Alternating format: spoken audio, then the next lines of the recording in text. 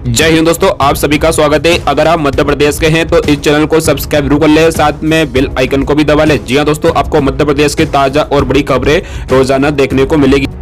Shivraj cabinet बैठक संपन्न, budget के लिए मंत्रियों से मांगे सुझाव। जी हां दोस्तों, आप सभी को बता दें, मध्य प्रदेश में 22 फरवरी से शुरू होने वाले बजट सत्र के लिए आज देर शाम सीएम शिवराज सिंह चौहान की अध्यक्षता में शिवराज कैबिनेट बैठक आयोजित की गई। बैठक से पहले सीधी जिले की बस दुर्घटना और निवाड़ी जिले में खदान घुसने से मृत व्यक्तियों को 1 मिनट का मौन रखकर श्रद्धांजलि दी गई।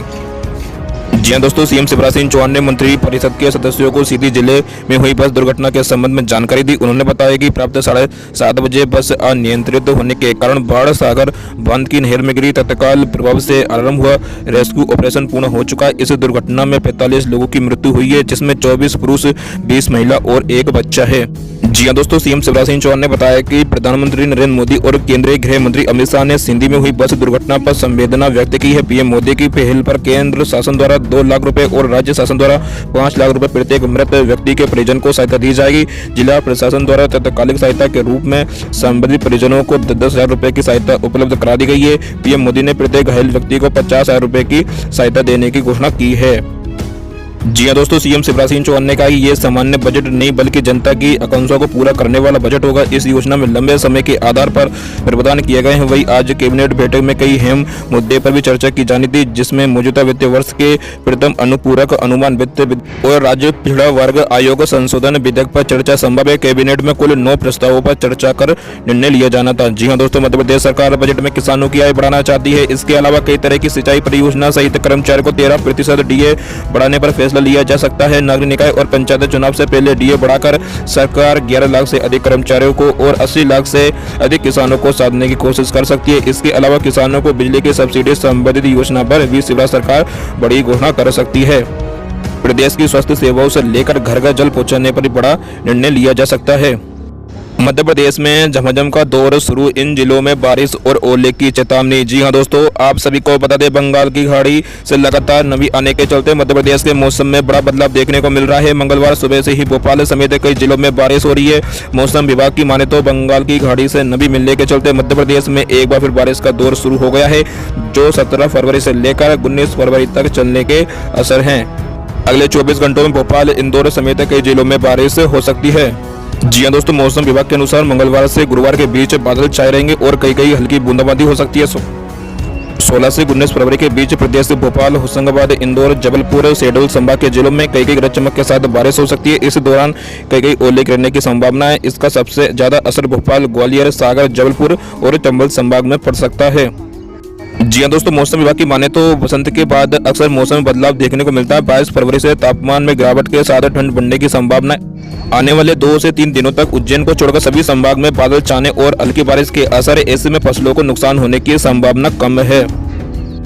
राज्य निर्वाचन आयोग का बड़ा बयान, अप्रैल में हो सकते हैं पंचायत चुनाव। जी हां दोस्तों, आप सभी को बता दें, मध्य प्रदेश में आगामी नागरिक निकाय चुनाव को देखते हुए मतदाता सूची के पुनरीक्षण का कार्य तेजी पर।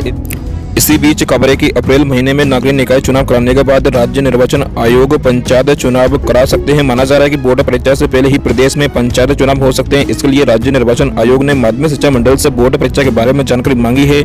जानकारी साझा होने के बाद ही चुनाव संबंधित तैयारी की जाएगी। जी हाँ दोस्तों, बता दें, दरअसल राज्य निर्वाचन आयोग के सचिव दुर्ग विजय सिंह की माने तो माध्यमिक शिक्षा मंडल बोर्ड परीक्षा 30 अप्रैल से 18 मई तक होगी। वही बोर्ड परीक्षा के आयोजन की वजह से पंचायत चुनाव के लिए स्कूल और शिक्षा की उपलब्धता नहीं होगी। स्कूल और शिक्षा बोर्ड परीक्षाओं की ड्यूटी पर रहेंगे। ऐसे में पंचायत चुनाव कराना संभव नहीं होगा। वही पंचायत चुनाव 3 चरणों में कराए जाने। ऐसी स्थिति में राज्य निर्वाचन आयोग बोर्ड परीक्षा से पूर्व पहले चरण के पंचायत चुनाव कराने की तैयारी में, जबकि बचे 2 चरणों के चुनाव मई में परीक्षा समाप्ति के बाद कराए जाएंगे। जी हाँ दोस्तों, बता दें, मध्य प्रदेश में 23,000 पंचायतों का कार्यकाल 1 साल पहले ही समाप्त हो चुका है। मध्य प्रदेश में ओलावृष्टि से फसलें बर्बाद, शिवराज सरकार ने दिए तत्काल सर्वे के निर्देश। जी हां दोस्तों, आप सभी को बता दें, 14-15 फरवरी के बाद से मध्य प्रदेश में एक बार फिर मौसम में बड़ा बदलाव देखने को मिला है। इन 48 घंटों में कई जिलों में जमकर बारिश हुई और ओले गिरे, जिसके चलते फसलों को भारी नुकसान पहुंचाए। अचानक हुई इस ओलावृष्टि ने किसानों को चिंता में डाल दिया है। हालांकि शिवराज सरकार ने ओलावृष्टि से खराब हुई फसलों के नुकसान की भरपाई करने का ऐलान किया। इस संबंध में तत्काल सर्वे के निर्देश दिए गए हैं। जी हाँ दोस्तों, दरअसल किसान कल्याण तथा कृषि विकास मंत्री कमल पटेल ने मंगलवार सुबह ओलावृष्टि की सूचना मिलने पर संबंधित जिलों के कलेक्टर और कृषि उप संचालकों को मौका मुहैया कर सर्वे कराने के निर्देश दिए। उन्होंने किसानों को आश्वस्त किया कि ओलावृष्टि से रबी फसलों को हुई क्षति की भरपाई सरकार करेगी। शिवराज सरकार किसान हितैषी सरकार है। हर प्रभावित किसान को नियम अनुसार नुकसान का मुआवजा दिलाया जाएगा। जी हाँ दोस्तों, कृषि मंत्री कमल पटेल ने बताया कि सीएम शिवराज सिंह चौहान के निर्देश पर ओलावृष्टि से प्रभावित फसलों के सर्वे के साथ फोटोग्राफी और वीडियोग्राफी कराई जाएगी। गांव में क्षतिग्रस्त फसलों का आकलन पंचायत प्रतिनिधियों की उपस्थिति में कराए जाएंगे। प्रभावित किसानों की आरबीसी 6-4 के अंतर्गत राहत प्रदान की जाएगी। एमपीपीएससी 360 पदों पर 3.5 लाख आवेदन। अप्रैल में होगी राज्य सेवा परीक्षा 2020। जी हाँ दोस्तों, आप सभी को बता दें, मध्य प्रदेश लोक सेवा आयोग से जुड़ी एक बड़ी खबर सामने आई है। 360 पदों के लिए इस बार राज्य सेवा और वन्य सेवा परीक्षा 2020 के लिए करीब 3.5 लाख आवेदन आए हैं, जबकि पिछले 2 साल राज्य सेवा 2019 के लिए 2,66,000 से ज्यादा आवेदन पहुंचे थे। इनमें से करीब 3,20,000 उम्मीदवारों ने प्रारंभिक परीक्षा में हिस्सेदारी की थी। 2021 में भले ही परीक्षा के आवेदनों की संख्या कम हुई, लेकिन आंकड़ों से साफ है कि मध्य प्रदेश में बेरोजगारी का स्तर क्या है। जी हाँ दोस्तों, इस बार राज्य सेवा 2020 की प्रारंभिक परीक्षा 11 अप्रैल को आयोजित होना। इसके लिए 350 पदों की घोषणा की गई है। इसके आवेदन की अंतिम तिथि 10 फरवरी रखी गई थी, जिसमें 3.5 लाख आवेदन मध्य प्रदेश लोक सेवा आयोग में आए हैं। इसके मुताबिक 350 पदों पर 3.5 लाख आवेदन, यानी एक पद पर 1030 व्यक्ति, इसमें से एक का फाइनल सिलेक्शन होना है। इसकी तुलना में राज्य सेवा 2019 में 571 पदों के लिए पीएससी के पास कुल 2,66,000 से ज्यादा आवेदन पहुंचे थे। इनमें से करीब 3,20,000 उम्मीदवारों ने प्रारंभिक परीक्षा में हिस्सेदारी की थी।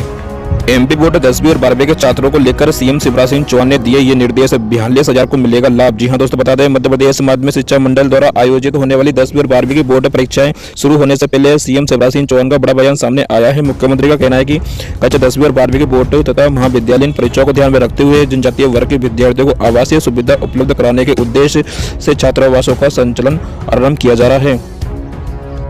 जी हाँ दोस्तों, सीएम शिवराज सिंह चौहान ने जनजातीय छात्रावास शीघ्र प्रारंभ करने के निर्देश दिए हैं, जिसमें छात्रावासों में कोविड-19 से बचाव के लिए आवश्यक सावधानियों का पालन अनिवार्य होगा। इस निर्णय से विद्यालय स्तर के सामान्य छात्रावास और आवासीय विद्यालयों के कक्षा 10वीं एवं 12वीं के लगभग 34,000 तथा महाविद्यालयीन स्तर के 8,000 विद्यार्थी लाभान्वित होंगे। जी हाँ दोस्तों, सीएम शिवराज सिंह चौहान ने कहा कि कोविड-19 को ध्यान में रखते हुए छात्रावासों में साफ सफाई, स्वच्छता तथा सोशल डिस्टेंसिंग सुनिश्चित करने के उद्देश्य से छात्रावासों में कक्षा 10वीं और 12वीं के विद्यार्थियों को ही रहने की अनुमति दी जाएगी। ये सुविधा 9वीं तथा 11वीं के विद्यार्थियों के लिए नहीं होगी। आश्रम जूनियर छात्रावासों को अभी नहीं खोला जाएगा। छात्रावासों में रहने के लिए अभिभावकों की सहमति आवश्यक होगी। प्रत्येक छात्रावास में पृथक से एक क्वारंटाइन रूम बनाया जाएगा।